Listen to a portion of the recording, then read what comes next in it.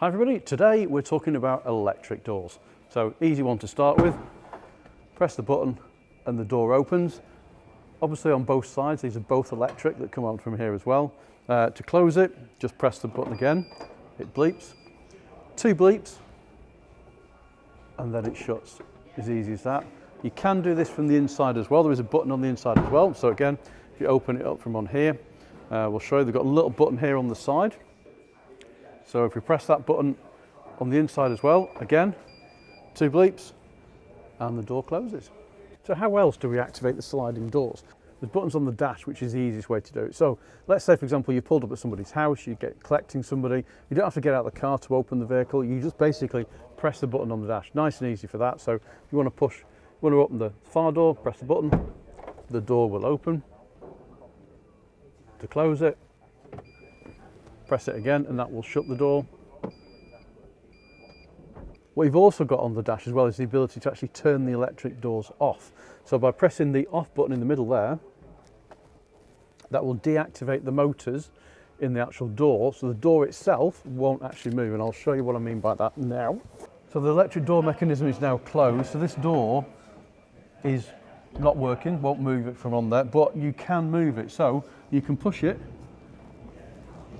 and then pop it back in position, but obviously there's no electrics at all in that door. So why would you want that? Well, for example, if you didn't want it bleeping at you, for example, if you're on a campsite, something like that, for example, you wanted to get into it, you could put it onto that mode and then you can move it. But it's quite heavy because you're working against that motor, that electric motor that's there. So obviously, as you can tell, I'm using a bit of force to get around from on here as well. If I press the button back on the dash and turn it off,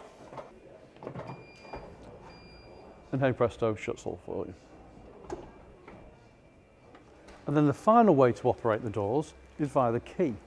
So the key itself, you can see from on there, has some little buttons on there, and these 2 buttons here represent which door we're looking at. So obviously the bottom door, for example, if I've moved the key in line with the vehicle, if that makes sense. So that's the front of the vehicle, that's the rear of the vehicle, that's the far door, this one's the easy door. So if I press that button now, door opens. And obviously to close it, press the button again.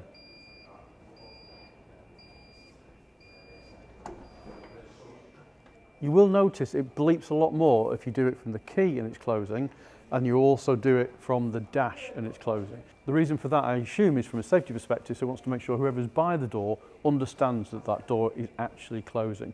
Because there's not a person here, like for example me, if I'm here, I know I've just opened the door. I'm stood there, I've pressed the button, the door's going to open, it's in there. If I close it, 2 quick bleeps, and the door shuts. 2 questions I get asked quite a lot about electric doors is, one, if the table's out, will it damage anything if the door shuts?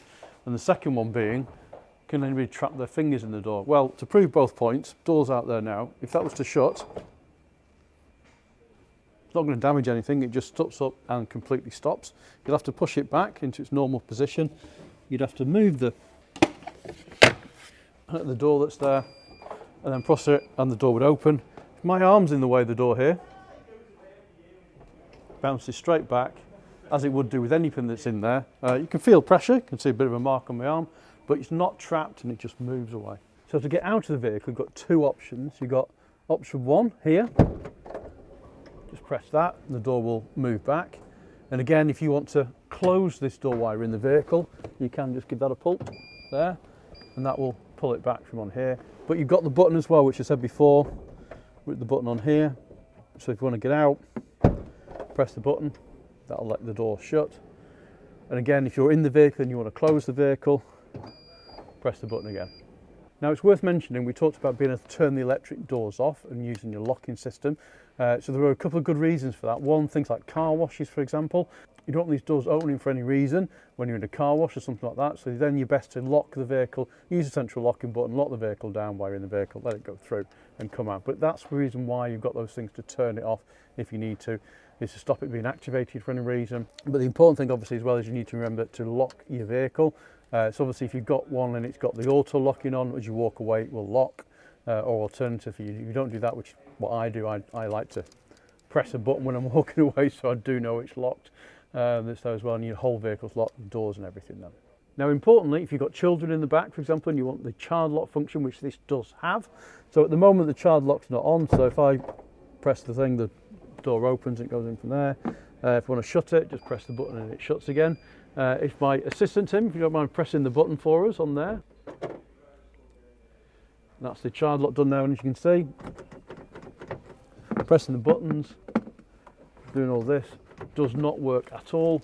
But as a driver, you could obviously use it from the outside as well, so you can let the kids out if you need to from inside. Last thing on electric doors, the fuel flap on the side of the vehicle. So if this is open, you might have heard a little noise in the door.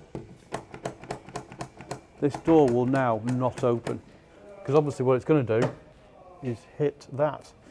However, if I shut this, you can hear a noise in the door here, and I open this, this is actually locked now, and you can't open that. Not that you could anyway, because the door's there, but if the door wasn't there, you wouldn't be able to open it.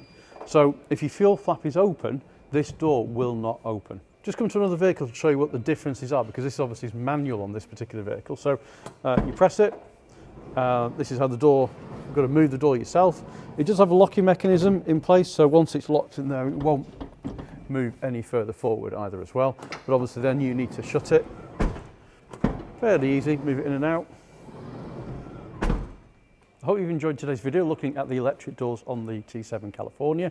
Obviously this is an option on the vehicle, it's not standard on the range, so this is something you need to pay for if you want to have those electric doors. It does make life a little bit easier coming in and out. Do you need them, do you not need them? Massive question. I haven't got the answer to that. Either you do or you don't want electric doors. Pop in the comments box below, let us know what your thoughts are on there.